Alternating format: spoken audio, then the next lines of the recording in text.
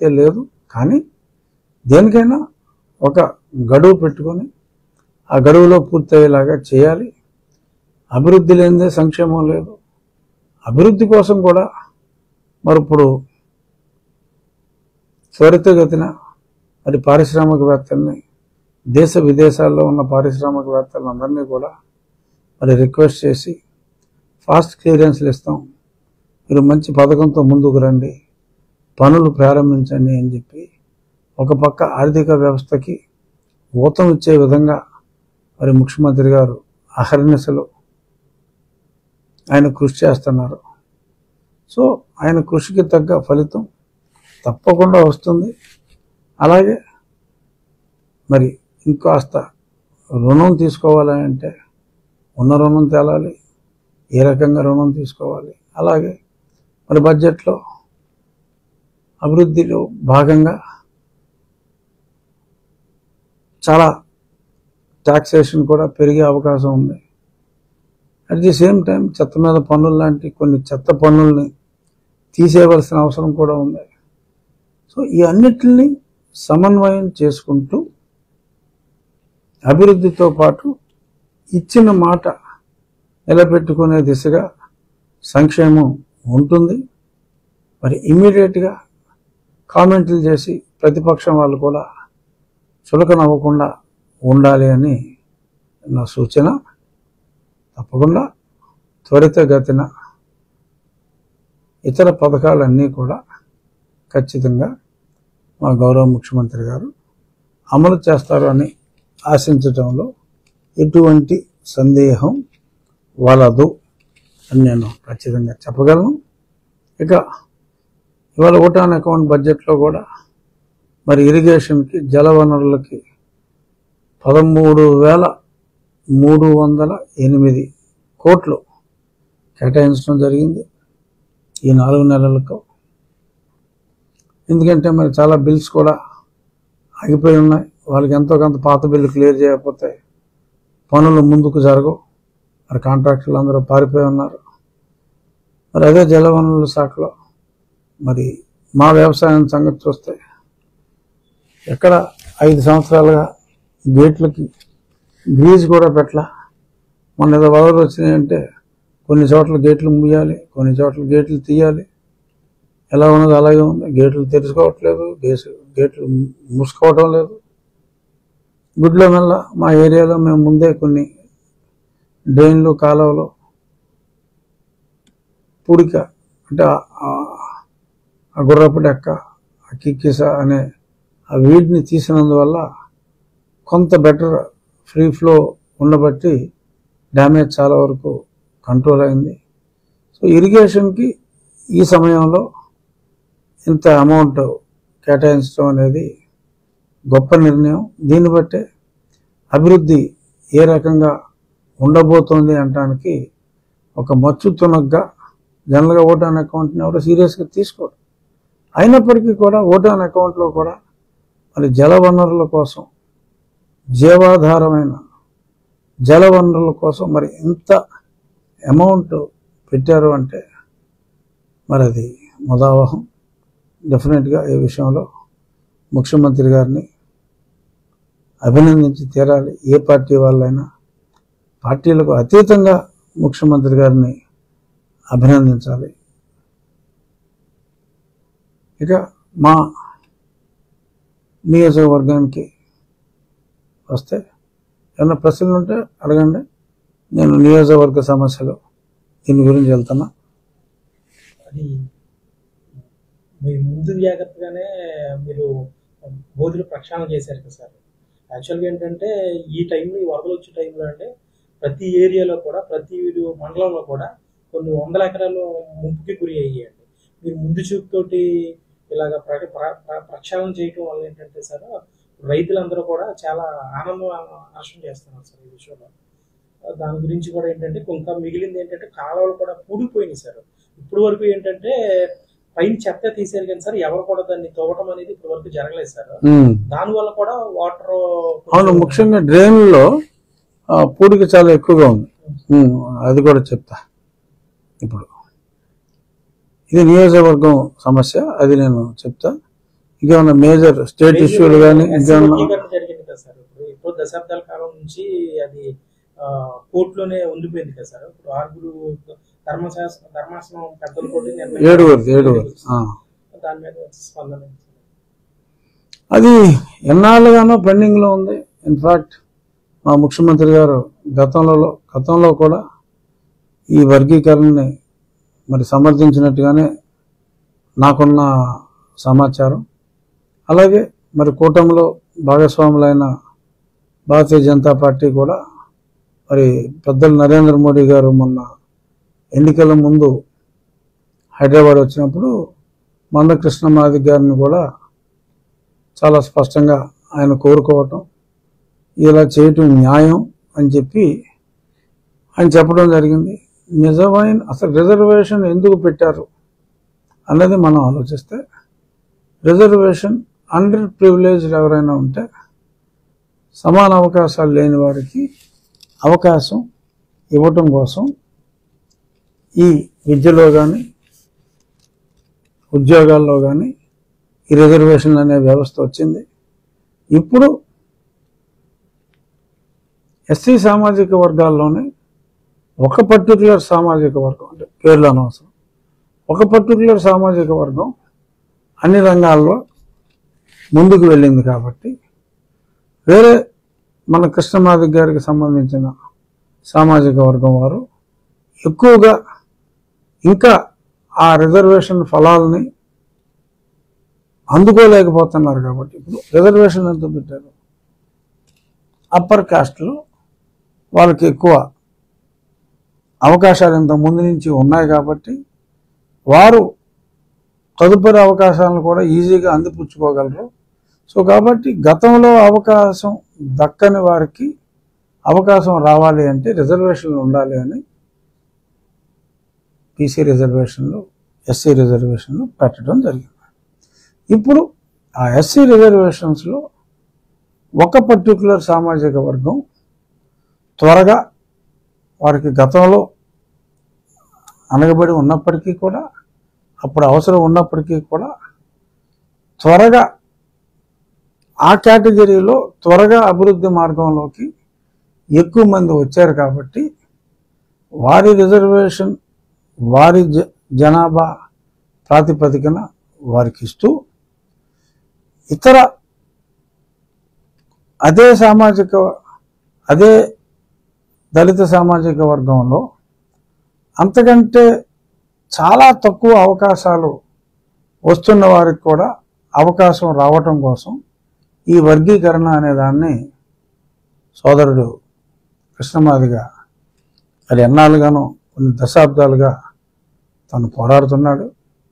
మరి తన పోరాటానికి ఇవాళ ఒక ప్రత్యక్షంగా ఒక రిజల్ట్ రావటం, రాష్ట్ర ప్రభుత్వానికి మీరు డిసైడ్ చేయండి, ఎటువంటి నియామకాలు నిబంధనలు మీకు అడ్డు రావు, ఏ రాష్ట్రం అయితే వర్గీకరణ చేసుకోవాలి అనుకుంటుందో. ఎందుకంటే ఈ వర్గీకరణ గురించి రాష్ట్రాలకు ఎందుకు ఇచ్చారు, కేంద్రమే చేయొచ్చు కదా అని నీకు అనుమానం రావచ్చు. వచ్చిందా? ఎందుకు అంటే ఒక్కొక్క చోట ఎస్సీ సామాజిక వర్గంలో అభివృద్ధి చెందిన ఆ సామాజిక వర్గంలో అభివృద్ధి చెందిన కులం కొన్ని ఉంటాయి. సంఖ్యాబలం ఉన్నప్పటికీ అభివృద్ధిలో 10% ఇప్పుడు ఒక 100 ఉద్యోగాలు వచ్చినాయి అనుకో, ఒక పర్టికులర్ సెక్ట్కి ఒక 80 వచ్చి ఇంకో పర్టికులర్ బలమైన వర్గానికి, అంటే జనాభా దామాషా ప్రకారం బలమైన వర్గానికి 20 వచ్చినాయి అనుకో, జనం సగం 50 ఉద్యోగాలు వారికి 80 వచ్చి వీరికి 20 వచ్చినాయి అనుకో, ఈ జనాభా దామాషా ప్రకారం వీరికి అన్యాయం జరిగినట్టు. సో కాబట్టి న్యాయం చేయాలి అని కృష్ణమాదిగ గారు పోరాటం. ఇక్కడ ఆంధ్రప్రదేశ్లో ఉన్న కులాలు వేరుండొచ్చు, మధ్యప్రదేశ్లో ఉన్న కులాల పేర్లు వేరుగా ఉంటాయి, ఉత్తరప్రదేశ్ ఉందనుకో ఆ పేర్లు వేరు, మనకి ఇక్కడ ఉన్న నామెన్క్లేచర్ అక్కడ ఉండదు. ఆ పేర్లు వేరుగా ఉంటాయి. అలాగే బీహార్లో షెడ్యూల్ కాస్ట్లో ఉన్న ఆ పేర్లు ఇక్కడున్న పేర్లు ఉండవు. మనం ఇక్కడ మాల, మాదిగ కొన్ని పేర్లతోటి ఇక్కడ ఉన్నారు. యూపీలో ఈ పేర్లు ఉండవు. పాస్వాన్ అని ఉంటుంది, అక్కడ వాళ్ళు షెడ్యూల్ కాస్ట్. అక్కడ పాస్వాన్ బేసికల్గా అక్కడ నార్త్లో యుద్ధాలు ఎక్కువ జరిగి, మన సౌత్లో కన్నా నార్త్లో యుద్ధాలు ఎక్కువ. So warrior community Paswan, Ram Vilas Paswan కావచ్చు, అలా పాస్వాన్స్. బట్ వాళ్ళు షెడ్యూల్ కాస్ట్ రిజర్వేషన్స్లో ఉంటారు. సో అక్కడ ఈ వర్గీకరణ పాస్వాన్ పేరు మీద ఉంటుంది, ఇంకో పేరు మీద ఉంటుంది. ఇక్కడ వర్గీకరణకి ఇక్కడ ముఖ్యమైన కులాల సంఖ్యను బట్టి ఇక్కడ ఉంటుంది. సో అంచేత ఏ రాష్ట్రానికి ఆ రాష్ట్రం చేసుకోవాల్సిందే తప్ప కేంద్రం ఒక సూచన, అలాగే సుప్రీంకోర్టు కూడా అది రాష్ట్రాలు వారి ఇష్ట ప్రకారం చేసుకోవాలి. కొన్ని చోట్ల వర్గీకరణ అవసరం ఉండకపోవచ్చు, ఉన్నాయే 2-3 ఉండి అందరికీ సమానంగా ఆ రిజర్వేషన్ ఫలాలు వస్తున్నప్పుడు వర్గీకరణ అవసరం ఉండకపోవచ్చు. అందుకని చెప్పి సుప్రీంకోర్టు రాష్ట్రాలకి ఆ హక్కునిచ్చింది. గతంలో కూడా చంద్రబాబు నాయుడు గారు మద్దతు ఇచ్చి ఉన్నారు, నాకున్న అవగాహన ప్రకారం. కాబట్టి డెఫినెట్గా సుప్రీంకోర్టు తీర్పు ఇప్పుడు ప్రతిబంధకాలన్నీ తొలగినాయి. కాబట్టి అందులో ప్రధానమైన రాష్ట్రంలో డబుల్ ఇంజిన్ సర్కార్ లాగా ఇక్కడ కూడా ప్రభుత్వంలో ఉంది. కాబట్టి కార్డు పడే అవకాశాలు పుష్కలంగా ఉన్నాయి. నా వరకు నేనైతే, ఎందుకంటే రాష్ట్ర ప్రభుత్వం తరఫున నేను మాట్లాడలేను ఒక ఎమ్మెల్యేగా, బట్ నా వరకు నా అభిప్రాయం నువ్వు అడిగితే నేను దీన్ని మనస్ఫూర్తిగా సుప్రీంకోర్టు తీర్పుని మనస్ఫూర్తిగా సమర్థిస్తున్నాను. అది దీని మీద ఇక పూర్తిగా మన నియోజకవర్గం ఈ అభివృద్ధి కార్యక్రమాలు ఎవ్రీ వీక్ మనం ప్రెస్ మీట్ పెట్టుకుంటున్నాం. అందులో భాగంగా నేను చెప్పాలనుకునే దానికన్నా ముందు ఈరోజు జరిగిన ఒక సంఘటనని, ఐ థింక్ మీరు కూడా ఉన్నారు ఆ సమయంలో, మనం 3 ఊర్లు తిరిగి వచ్చాం. అప్పుడే గోపీకృష్ణ అని ఒక అడ్వకేట్ సోమవారం ఉదయం నాకు ఫోన్ చేస్తే నేను ఎత్తలేదు, నెంబర్ తెలియదు, ఎత్తలేదు. తర్వాత అతను 2-3 మెసేజెస్ చేసి మాట్లాడాలి, అర్జెంటుగా మాట్లాడాలి అంటే నేను కాల్ చేయటం జరిగింది. ఆ వ్యక్తి మాది కోదాడండి, నేను అడ్వకేట్ని, మా తండ్రి గారు చనిపోయారు నిన్ననే, మొన్న ఐ థింక్ శనివారం మొన్ననే చనిపోయారు. కార్యక్రమాలన్నీ అయినాయి. మీకు వీరాభిమాని, చాలాసార్లు రాజుగారిని మనం కలవాలి అని చెప్పి నాతోటి అనేవారు. ఆయన సడన్గా కాలం చేశారు. మీరు జైల్లో ఉన్నప్పుడు కూడా ఆ తప్పుడు రిపోర్ట్ ఇచ్చిన ఆ డాక్టర్ మీద మెడికల్ కౌన్సిల్ కూడా మరి లేఖ రూపంలో తెలియజేసి ఆ కేసును వదలొద్దు అని చెప్పి కూడా నన్ను మీకు ఒక లేఖ కూడా రాయమన్నారు. రాద్దాం నాన్న అని చెప్పా. ఈలోపు మరి ఆయన మాసివ్ హార్ట్ అటాక్ వచ్చి 60 సంవత్సరాల వయసులోనే మరి ఆయన చనిపోవడం జరిగింది. అంటే నాకు అర్థం కాల. అలాగమ్మా, చాలా ఐఎమ్ వెరీ సారీ, అంత ఎంగేజ్లో నాకు హార్ట్ సర్జరీ అయింది. బట్ ఒకసారి సర్జరీ అయితే ఇబ్బంది తక్కువ, ఫస్ట్ టైమే మాసివ్ హార్ట్ అటాక్ రావడం దురదృష్టం అని చెప్పి నార్మల్గా మాట్లాడా. ఏమి లేదండి, నాదొక కోరిక, మా నాన్నగారు ఆఖరి కోరిక అనుకోండి. మా నాన్నగారి మిమ్మల్ని చూడాలనుకున్నారు, ఎందుకు ఈలోపు చనిపోయారు. వారి అస్థికల్ని తీసుకొచ్చి మీకు చూపిస్తే మా నాన్నగారు మిమ్మల్ని చూసినట్టుగా నేను భావిస్తాను. వారి అస్థికల్ని గోదావరిలో కలిపే ముందు అస్థికల్ని ఒకసారి మీకు చూపెడితే మా నాన్నగారి కోరిక తీర్చిన వాడిని అవుతాను, అది నాకు ఒక మానసిక సంతృప్తినిస్తుంది అంటే నా కళ్ళు చెమ్మగిలినాయి. ఒక పక్క దుఃఖం, మరి అతను తండ్రి చనిపోయాడు అని మాట్లాడుతూ ఉంటే, ఈ రకంగా మాట్లాడితే అరే మరి ఇవాళ పిలిచి భోజనం పెడితే మన వినాశనం కోరుకునే వ్యక్తులు మన చుట్టూ తిరుగుతున్న ఈ రోజుల్లో మన ముక్కు మొహం తెలియని వ్యక్తి ఏనాడు అంతకు మునుపు నన్ను అజ్ఞాతంలో ప్రేమిస్తున్న కుటుంబం ఎటువంటి పరిచయం అంటే ప్రత్యక్ష పరిచయం లేకుండా ఈ రకంగా మాట్లాడటం, ఇట్స్ ఏ బిగ్ షాక్.